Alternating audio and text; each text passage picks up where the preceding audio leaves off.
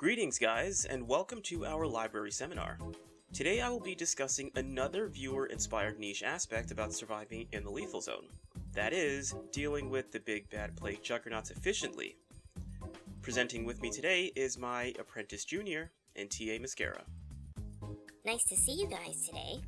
Now, from what I gathered with the lesson plan, you'll be going through each of the explosives required to incapacitate or eliminate plague juggernauts.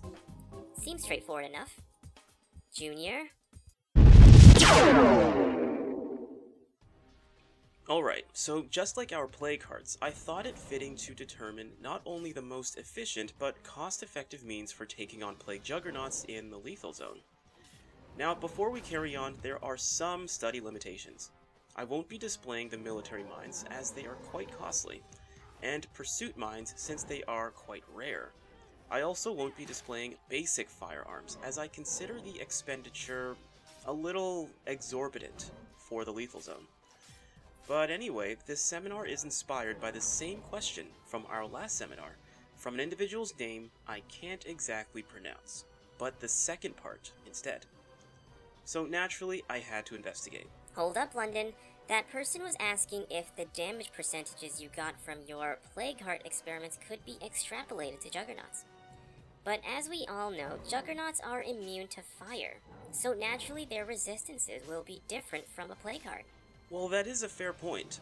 So naturally we won't have to consider incendiaries, but you might be onto something regarding juggernauts' resistance levels being completely different to that of a heart. But we have to test out the explosives first. Considering the question of the fox, let's just call them, we will be making frequent references to our previous plague heart discussion, so I highly recommend viewing the seminar recordings for a greater understanding.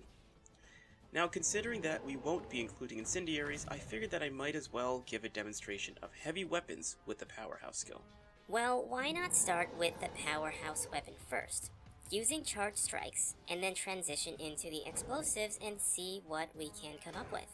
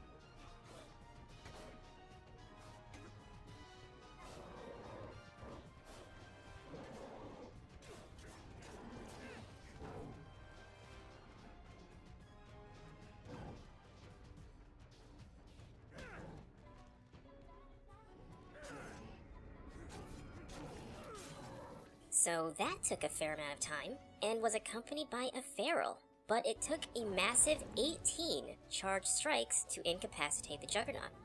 Well, the point was to be as consistent as possible, so as to minimize ambiguity in the required number of strikes. Now, not all of my strikes were 100% charged, but I think the display is still usable to create a rather accurate ballpark. Now, the amount of hits required to put the Juggernaut down was 18, but that could possibly vary. I would say anywhere between 16 to 20 charged strikes. In regards to melee damage compared to Plague Hearts, a Juggernaut can withstand double, if not more, completely charged strikes. Now, this is of course a very cost-effective method in that it really does not cost anything. But I would say it is also highly dangerous if one is not familiar with the fight patterns of Juggernauts and accompanying ferals. But alright, let's move on to explosives.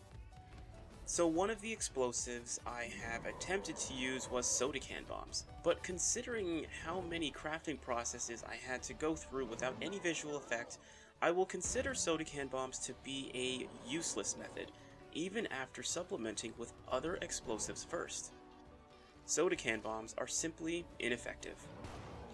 So going up the tier, I tried pipe bombs.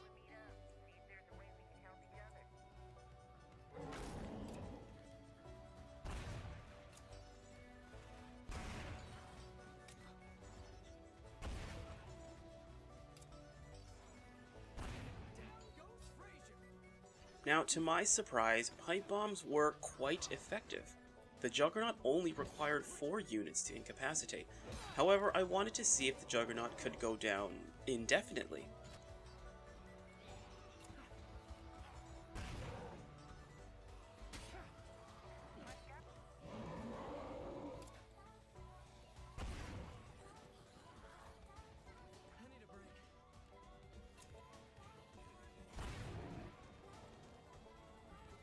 As far as my resources would allow, a Juggernaut will continually become incapacitated with additional explosives if allowed to stand up.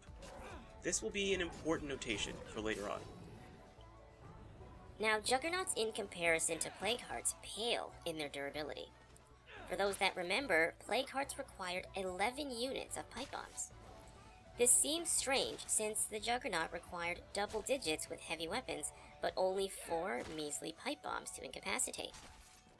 So their resistances don't seem to be similar at all. But we haven't gotten through all the explosives yet. Let's move on to the box mines and grenades.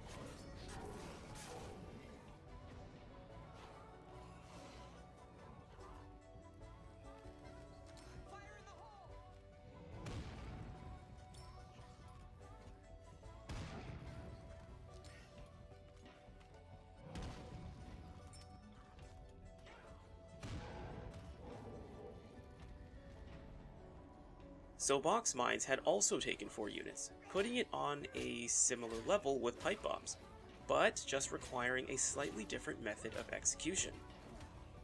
And grenades completely humiliate Juggernauts and also require 4 units. The perk of frag grenades, however, is that they don't allow the Juggernaut to go into an incapacitated state, which gives it a major boost in efficiency. Now, we still have C4, the grenade launcher, and 50 caliber weapons.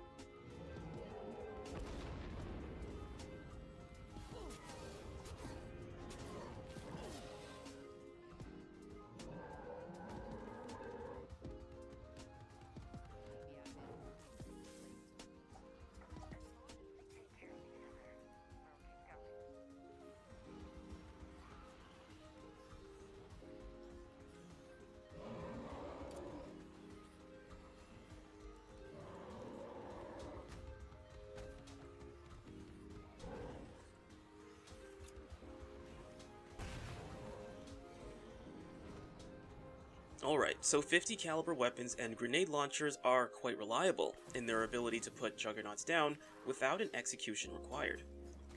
Now, we all know how strong C4 can be, but after seeing a Juggernaut tank through 2 of them and going down after 2 additional pipe bombs since 1 didn't register, and even tanking 3 of them with the requirement of 1 pipe bomb to eliminate it, it seems heavily implied that C4 is really not much stronger. Now, this is important because with all the explosive options we have, we must take into consideration the cost and efficiency in its use. Well, soda can bombs are a bust, so we don't have to even think about those. Pipe bombs will require 2 crafting processes, which will demand 6 units of ammo and 100 units of crafting parts. Regular proximity mines will require 2 crafting processes, which demands 10 units of ammo and 160 crafting parts. The other box mines only require 1 crafting process, but either require mechanics, 5 units of ammo and 100 crafting parts, and 2 cases of chemicals for whistling box mines, or programming, which also would involve 5 units of ammo, 100 parts, and 5 scraps of circuitry for remote mines. As for C4, if you ask this onion, it is simply not worth the effort to carry and use 4 C4s for a single Juggernaut. If anyone remembers from our Plague Heart discussions, they will require 3 units. Now, frag grenades, which are not easily craftable, require 5 units of ammo and 150 parts for 3 units, requiring 2 processes to take down a single Juggernaut. Again, this is not something I recommend in the lethal zone. And for those that have the heavy ammo press, one will require 8 units of ammo to craft 6 units for the grenade launcher and 50 caliber weapons. This is boosted to 8 with knowledge of munitions, and apparently ally bonuses can help with this knowledge. Now this means that one crafting process can potentially allow one to deal with 2 or more Juggernauts, if performed properly. You had once demonstrated the ability to shoot through Juggernauts and incapacitate both of them at the same time. Splash damage from the grenade launcher can also create the same outcome. Excellent breakdown, Mascara. Now, we broke down the cost, but we must consider the efficiency. To answer Mr. or Mrs. Fox's question that this seminar is inspired by, based on the methodology for each explosive, nothing tops the 50 caliber weapons, or the grenade launcher, since they can be used at the drop of a hat. Aside from those 2 expensive options, however, pipe bombs are otherwise your best friend, with grenades following by closely. Now, for those that remember in our demonstrations, grenades did not require one to go and eliminate the Juggernaut with an execution. However, grenades are also very expensive, so I will put them just a step below pipe bombs. Pipe bombs aren't ridiculously expensive and don't require any specializations or restricted facilities. Box mines aren't bad, but they require space to set up and a bit of time. Plus, they can be triggered by other zeds, causing it to be a misfire. Now, I know your question was asked in the context of the ridiculous power-up mission for the Auto Mechanics Enclave. So, chances are it's a fast-paced mission with a broken quantity of zeds that show up. You're looking for both efficiency and effectiveness without too much cost. Stocking up on pipe bombs is your best bet, unless of course you manage to get your hands on greater firepower, which is unlikely for early communities, but not impossible, as I've managed to come across traders who carry such weapons. Now we hope this answers your question, Mr. or Mrs. Fox. Unfortunately, incendiary and explosive damage applied to hearts cannot be extrapolated to Juggernauts, but at least we were able to determine the most cost-efficient and effective means of dealing with Juggernauts in fast-paced situations. Heavy melee weapons require 18 charged strikes, and surprisingly all explosives explored in this seminar require 4 uses to either incapacitate or completely eliminate a Juggernaut. Thank you for the quick breakdown, Mascara. Now, for those that have the interest, I also decided to include a short demonstration using these explosives in the Power On mission, where you must protect the auto mechanics from a horde of zeds and a couple Juggernauts. The idea is to plan for 3 Juggernauts, but expect 2. One of my enlisted followers are armed with a 50 caliber weapon, and I'm using a survivor proficient in combat. Ideally, someone who has swordplay, powerhouse, or maxed out close combat, and or the gunslinging skill to avoid being overwhelmed. Plus, expect a feral or 2. The first 40-second wave is easy. The second 2-minute wave, when their community member who ran away decides to come back, is where things can get a bit dangerous if one is not efficient in eliminating Juggernauts. Otherwise though, that is all this onion. And this onion. That is all these onions have to say. Thanks for attending, guys, and I hope this will come in useful. Bye, guys. Feel free to share your findings, okay?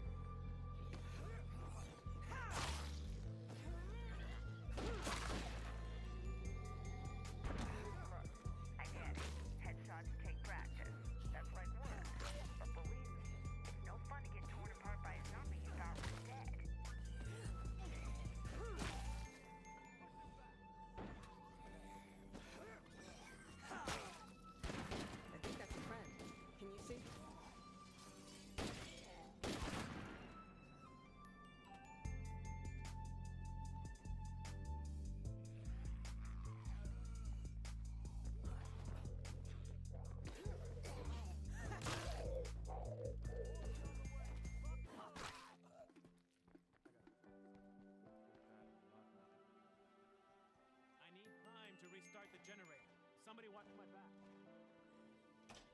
If you need any help with that, I'm in. About damn time.